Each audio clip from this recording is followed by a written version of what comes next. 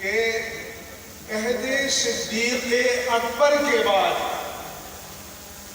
پوری 1450 سالہ تاریخ میں پاکستان کو یہ افتخار حاصل ہے کہ یہاں پر عقیدہ ختم نبوت کو دستور کا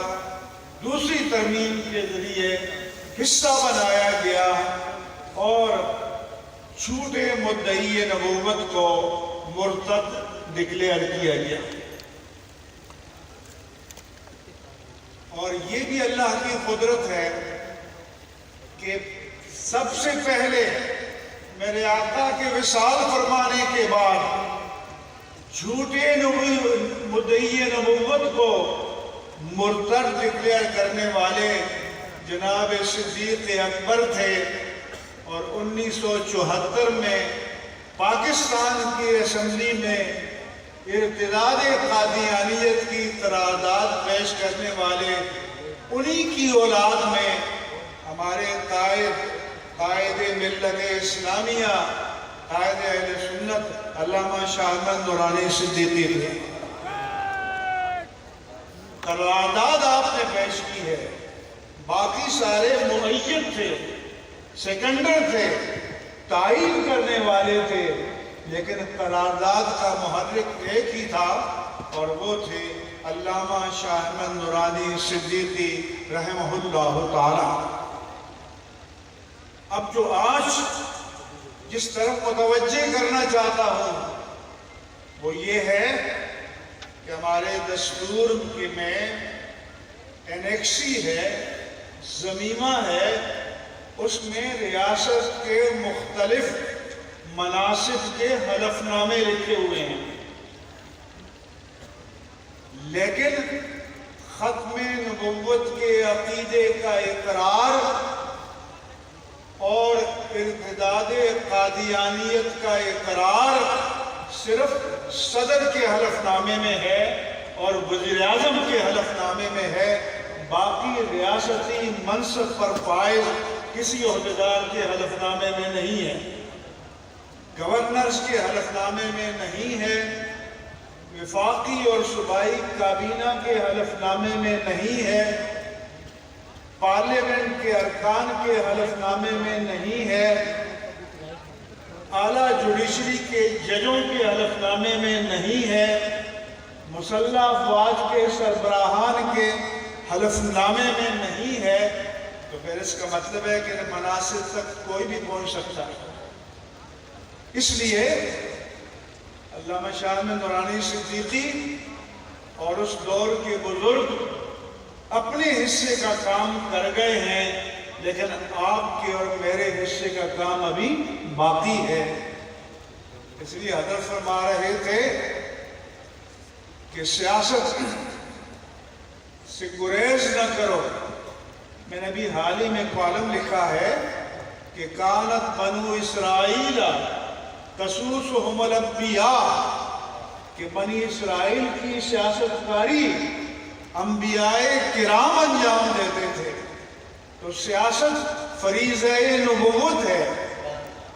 سیاست شعار نبوت ہے۔ کیوں؟ کہ سیاست کے معنی ہے امت کے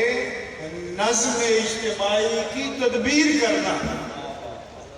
تو کیا یہ تدبیر آپ بے دین لوگوں کے ہاتھ میں دے سکتے ہیں؟ کیا یہ تدبیر آوارہ لوگوں کے ہاتھ میں دے سکتے ہیں؟ ہم سچ بولتے ہیں تو تکلیف ہوتی ہے، لیکن اسلام اخبار میں بڑی سرخی کے ساتھ چھپا کہ ملتان کے جلسے میں جب پی ٹی آئی کے چیئرمین آئے تو اس نے رات ایک قادیانی کے گھر میں قیام کیا۔ کیا یہ آپ کو قبول ہے؟ یہ آپ کو برداشت ہے؟ تو پھر شاہ محمود قریشی اپنے چیئرمین کو ٹھکانہ نہیں دے سکتے تھے؟ تو اس لیے اس فریب میں نہیں آئیں گے کہ میں عاشق رسول ہوں، ہم کردار کے آئینے میں دیکھیں گے، ہم عمل کے آئینے میں دیکھیں گے، ہم یہ دیکھیں گے کہ آپ کے دور میں اسلام آباد میں حضرت صدیق اکبر رضی اللہ عنہ کی تکفیر کی گئی، جس نے کی اس کو بھی نہیں پکڑا گیا، اور جس نے کرائی اس کو بھی نہیں پکڑا گیا، اور مسلک تشیع کے 3 بڑے علماء نے کہا کہ ہم نے اس پر پابندی لگائی تھی، تم نے اٹھائی، تم نے اس کو اسلام آباد میں بلایا اور مجلس منعقد کی، تم باہر سے بسوں میں بھر کر سامعین لائے، اور جب اس نے یہ تکفیری کلمہ کہا تو ہم نے FIR کاٹی، مگر تم اسے برطانیہ کا ویزا لگوا کر ایئرپورٹ لے گئے اور برطانیہ روانہ کر دیا۔ کوئی ایکشن لیا گیا؟ تو پھر آپ کے پاس ووٹ مانگنے آئے تو آپ کا حق نہیں ہے کہ آپ سوال کریں کیا یہ ملک کس لیے بنا تھا؟ کہ یہاں جناب صدیق اکبر کی تکفیر کی جائے گی، اور وہ بھی کیپٹل میں کی جائے گی، اسلام آباد میں کی جائے گی، اور کسی کے خلاف کوئی ایکشن نہیں لیا جائے گا۔ اس لیے ہمارے علماء نے کہا کہ اگر کوئی یہ کہے کہ میں نبی ہوں آج، اور کوئی اس سے یہ کہے کہ تم نبی ہو تو معجزہ پیش کرو، وہ بھی کافر ہو جائے، کیونکہ جھوٹے مدعی نبوت سے معجزے کا مطالبہ وہ کرے گا جو اجرائے نبوت کا قائل ہو، اور جو ختم نبوت کا قائل ہے وہ جھوٹے مدعی نبوت کو سنتے ہی اور دیکھتے ہی کہے گا کہ تم مرتد ہو اور دائرہ اسلام سے خارج ہو۔ اس لیے ہمارے لبرلز کو، ریاست کے بعض لوگوں کو تکلیف ہوتی ہے کہ جی کسی کو کوئی کافر نہیں کہہ سکتا۔ تو میں پرائم منسٹر ہاؤس میں پچھلے دور میں ایک میٹنگ میں تھا، اور ہماری تنظیمات کے سب حضرات تھے، میں نے کہا یہ جو آپ روز کہتے ہیں اس کا کیا مطلب ہے؟ میں نے کہا ایک شخص اللہ کی توہین کرے، رسول کی توہین کرے، تو کیا میں اور مفتی تقی عثمانی صاحب کہیں گے کہ آپ بہت اچھا کر رہے ہیں؟ کیا ہم کلمہ کفر کو کفر نہیں کہیں گے؟ تو اس لیے فریب یہ بھی ہے۔ تو میں نے کہا یہاں اسلام آباد میں ایک دفتر قائم کر دو دار التکفیر کا، اور جو کفر کر بکے یا کفر لکھے تو پھر اس کے پاس لائیں اور فتویٰ جاری کریں۔ اور ریاست دین کے معاملے میں، ختم نبوت کے معاملے میں، اسلام کے معاملے میں غیر جانبدار ہو جائے تو پھر میں کانفرنس میں تھا اسلام آباد میں، میریٹ میں، NGO کی ایک بیگم صاحبہ نے کہا کہ مولویوں کو ٹھیکہ کسی نے نہیں دیا، اسلام کو ہر ایک سمجھ سکتا ہے، قرآن کو ہر ایک سمجھ سکتا ہے۔ تو میری باری ہے آخر میں، تو میں نے کہا بی بی آپ کو کسی نے غلط بتایا کہ مولوی ٹھیکیدار ہے، ہم نے کب دعویٰ کیا کہ ہم اسلام کے ٹھیکیدار ہیں؟ لیکن ہم اسلام کے چوکیدار ہیں، اور چوکیدار کی ڈیوٹی ہے کہ جب کوئی ڈاکو اور چور عمارت میں نقب لگائے تو اس ہاتھ کو توڑ دے، اس ہاتھ کی شوکت کو توڑ دے۔ اگر وہ یہ کام نہیں کرتا تو وہ وفادار چوکیدار نہیں ہے۔ اس لیے کسی پر قیامت گرے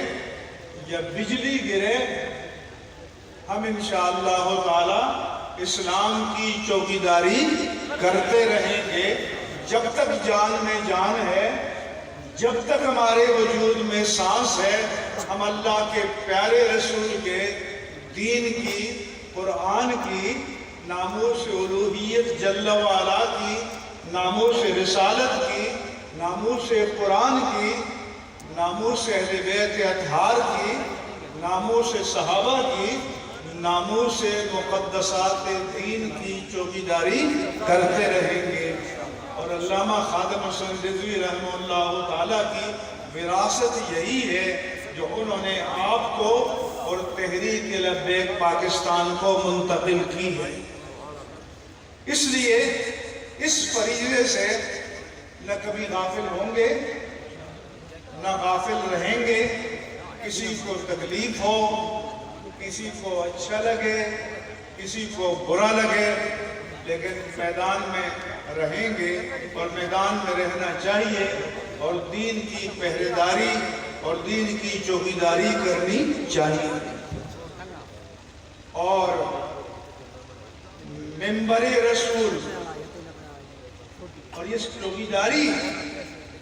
کی دلیل یہ ہے کہ 57 مسلم ممالک میں حرمین طیبین سمیت اور ساری دنیا میں کورونا کے بعد مسجدیں بند ہو گئی، لیکن اللہ کا شکر ہے کہ ایک دن کے لیے بھی پاکستان کی مسجدیں بند نہیں ہیں۔ تو اگر کہیں اور بھی کوئی اسلام کا چوکیدار ہوتا تو مسجدیں بند ہوتی، حرمین طیبین بند ہوتے۔ مجھے مکہ مکرمہ سے رو کر ٹیلی فون آئے، کہا کہ مفتی صاحب آپ لوگوں کو ہم دعائیں کرتے ہیں، مبارکباد دیتے ہیں، ہم حرم شریف سے 10 منٹ کے فاصلے پر ہیں، لیکن ہم چل کر نماز نہیں پڑھ سکتے۔ اس لیے دوسری ذمہ داری آپ کی یہ ہے کہ مدارس آزاد رہیں، مسند تدریس آزاد رہے۔ جب تک یہ مراکز آزاد ہیں اللہ کا دین آزاد ہے، اور یہ ریاست کی غلامی میں نہیں جائے گا، اور انشاءاللہ کبھی بھی نہیں جائے گا۔ جن کو پریشانی ہے وہ اسی سے پریشانی ہے، اور وہ اپنے ایجنٹ ڈھونڈتے ہیں تاکہ تقسیم کریں، تفریق کریں، لیکن انشاءاللہ تعالی مسلمانان پاکستان اور اہل سنت و جماعت مساجد کی حریت، مدارس کی حریت اور ممبر رسول کی حریت اور مصلی رسول کی حریت کی حفاظت کریں گے، اور آپ سب کو ان کے ساتھ میدان عمل میں کھڑا رہنا ہوگا، یہ پیمان باندھنا ہوگا، کیونکہ اس کے لیے تدبیریں اور چالیں بہت ہو رہی ہیں۔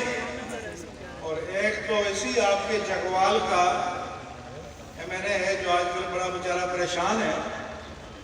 اور پہلے یہ خیال تھا کہ شاید ایک ریلی کی مار ہے، ہم دوبارہ کرسی پہ جا بیٹھیں گے، اب کہتے ہیں ہم سے غلطی ہو گئی ہے، اب معافی مانگنے کے لیے بھی تیار ہے، لیکن اس کو بھی سب سے زیادہ تکلیف دین کی ہے۔ اس لیے یہ کانفرنس اور اس طرح کی جتنی کانفرنسیں ہوں ان میں بنیادی مشن یہ ہونا چاہیے۔ دوسری بات یہ ہے کہ آپ 25 لاکھ ووٹ لیں، 50 لاکھ ووٹ لیں، لیکن جب تک آپ سسٹم میں کھڑے نہیں ہیں تو تب تک آپ کی آواز کو سنا نہیں جا رہا۔ اس لیے میں نے ہر دور میں کہا،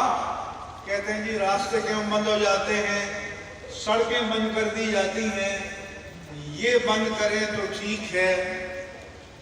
یہ اپنے اقتدار کے لیے بند کریں تو ٹھیک ہے، ہم اللہ کے پیارے مصطفیٰ اور قرآن کے اقتدار کے لیے بند کریں تو جرم ہے۔ اس لیے اگر آپ پرامن آواز کو سنیں تو کوئی بھی چوک میں جا کر اور روڈ میں سڑک کو بند نہیں کرے گا۔ اس لیے میں کہتا ہوں کہ یہ جو کلچر پروموٹ کیا ہے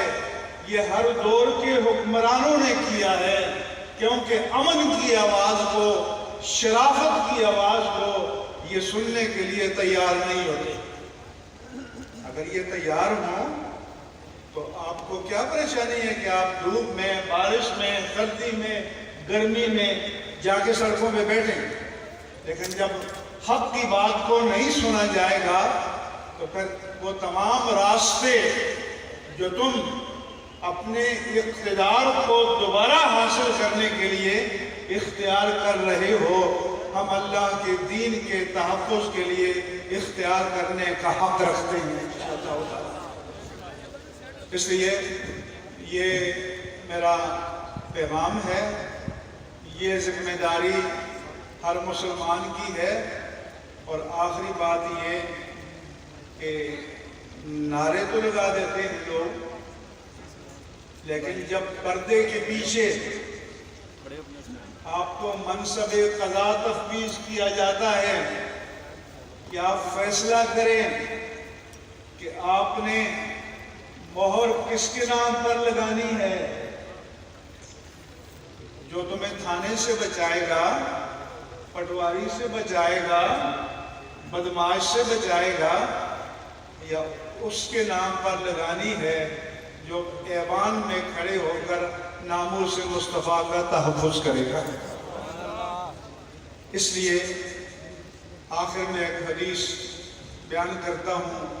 اور گفتگو ختم کرتا ہوں۔ اللہ کے رسول، ہم یہاں تک کیوں پہنچے؟ اللہ کے رسول نے فرمایا کہ عزت تو خزل فئی کو دولا، جب قومی دولت کو ذاتی جاگیر سمجھ لیا جائے، والامانت مغنما، اور قومی امانتوں کو غنیمت سمجھ کر لوٹا جانے لگے، والزکوٰۃ مغرما،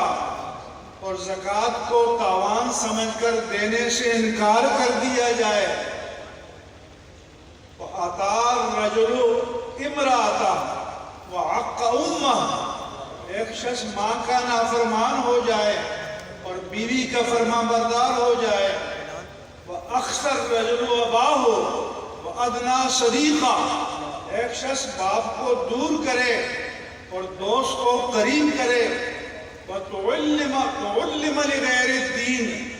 دین کا علم حاصل کیا جائے مگر دنیا کو سجانے اور بسانے کے لیے۔ ظہرت الاصوات فی المساجد، اور مسجدوں میں شور ہونے لگے۔ میرے آقا نے فرمایا کہ اکرم الرجل مخافت شرہ،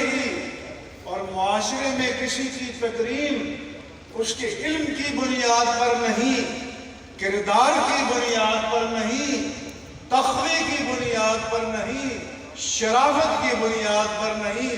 دہشت اور بدماشی کی بنیاد پر کی۔ فرمایا کہ کثرت الزنا وشربت الخمور، زناکاری عام ہو جائے، شراب نوشی کا دور دورہ ہو، وظہرت القینات والمعازف، اور گانا گانے والیوں کا اور رقص کرنے والوں کا دور دورہ ہو، وہ تمہارے اسٹار بن جائیں، جو دو چار چوکے چھکے لگائے وہ تمہارا اسٹار، جو رقص کرے وہ تمہارا اسٹار، جو گانا گائے وہ تمہارا اسٹار۔ تو میرے آقا نے فرمایا تھا کہ اصحابی کالنجوم، میں تمہیں اسٹار دے کر جا رہا ہوں۔ فَبِأَيِّهِ مُقْتَدَیْتُمْ اهْتَدَیْتُمْ، جس کے پیچھے چلو گے راہ حق کو پالو گے۔ لیکن ان اسٹارز کو چھوڑا آپ نے اور ان اسٹار کو پکڑ لیا، پھر کیا ہوگا؟ هُنَاكَ زَلَازِلَ وَخَسْفًا وَمَسْخًا وَرِيحًا حَمْرًا، زلزلے آئیں گے، صورتیں بگاڑی جائیں گی، زمین میں دھسائے جاؤ گے، سرخ ہوائیں چلیں گی۔ ایک تو صورت یہ بگاڑنا ہے کہ جیسے بنی اسرائیل کو بندر و خنزیر بنا دیا گیا، اور ایک صورت کا یہ بگاڑنا ہے کہ ہم کشکول لیے دنیا کے سامنے پھر رہے ہیں، ان کی شرائط کو مان رہے ہیں، ملک کو ایک رات میں 30 قوانین پاس کر کے ان کی غلامی میں دے رہے ہیں، اسٹیٹ بینک کو ان کی غلامی میں دے رہے ہیں۔ یہ بھی صورت کا بگاڑ ہے۔ فرق ہونا کا آیاتوں، وہاں پر نشانیاں ظاہر ہوں، تتابعوا پیدر پہ کسلکن بالن قطع سلکہ، فرمایا کہ جیسے ایک موتیوں کی لڑی ہے، اس کی ڈوری ٹوٹ جائے تو موتی ایک ایک کر کے گرتے ہیں، پھر ایک ایک کر کے یہ نشانیاں تم دیکھو گے۔ اس لیے اس انجام سے بچنا ہے تو دین کے ساتھ جڑ جاؤ، علماء کے ساتھ جڑ جاؤ، جو صحیح العقیدہ مشائخ ہیں ان کے ساتھ جڑ جاؤ، اور پھر جو ان جماعتوں کے ساتھ جڑو جیسے تحریک لبیک پاکستان ہے، کہ جن کا موٹو، جن کا منشور، جن کا مشن تحفظ مقام مصطفیٰ اور نفاذ نظام مصطفیٰ ہے۔ اللہ تعالی ہمیں اس میں کامیابی نصیب فرمائے۔ وما علی الا البلاغ المبین۔